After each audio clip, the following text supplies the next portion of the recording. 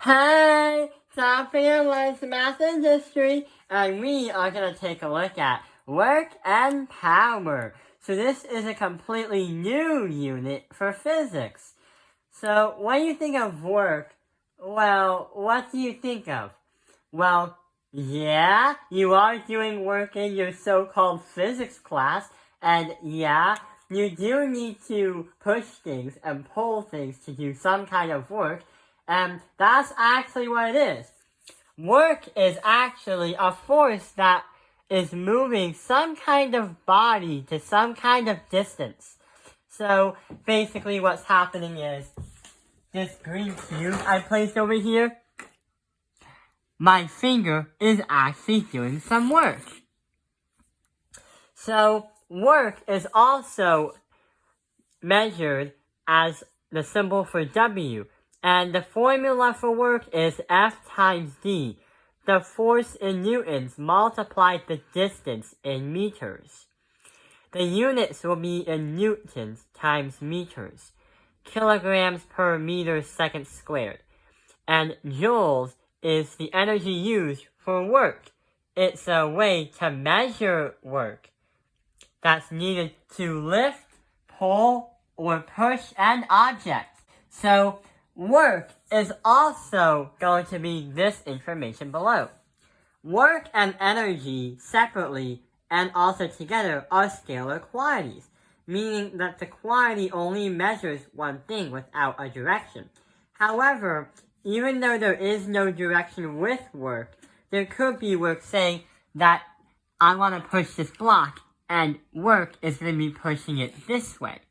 But sometimes I'm also pushing that block, but I want to push it that way. When you talk about that, you're talking about something else. But there is work involved. So, to understand how to use the formula for work, we're going to solve a physics problem and do some actual mental work on it. So, Terence Tao pushes a box along the floor with a force of 80 newtons for a distance of 10 meters. How much work did he do? So, going back to the work information right over here to find out what our work is all about, then remember how the formula is force times the distance, or F times D. So if I go here, we are going to write the formula D, our work in W is going to equal our force times D. So we have 80 newtons of force, multiply that by 10 meters, and that is going to equal our W. Our W, our work, is going to equal 800 joules. The energy or the work needed to push an 80 newton box for 10 meters. That's how much Terence Tao needed to work on. Who knows what he needed to work on? Well, let's see what happens next. We did a lot of so-called work on understanding what work is all about. The next one is all about power. So power is a unit of work over time. So with power, you'll need to understand and measure work first, but power talks about how much work you are doing in a given amount of time. The formula for work is going to be P equals work, because we don't want to confuse W with weight or some other measurement. Divide that by the time. The letter is still P.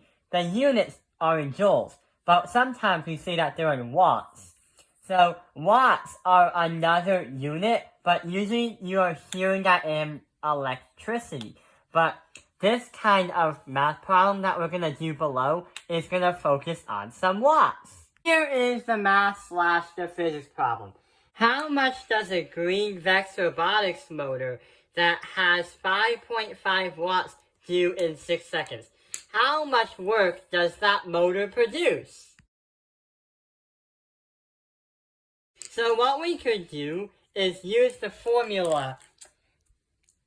Our W for work is equal to force times the distance, but we also have to use P power is going to equal work, divide that by T. So here is what's going to happen. We know that we have 5.5 watts because that represents our P. And that should be equal to the amount of work, divide that by the time, which is 6 seconds. If we multiply this side by 6, but also multiply that by 6, we should be able to get 33. So our work is going to be equal to 33 joules. Did you know joules and watts are actually named by famous physicians who actually discovered their units? Yeah, we know how to do and understand what work is physically, mentally, and physically, and also what power is. Not politically, but we know what physical power is in terms of like, bam, with that block. So yeah, I hope this video has helped you understand what work and power is. Thank you for watching Taopinio Live's Math Industry. Like and subscribe.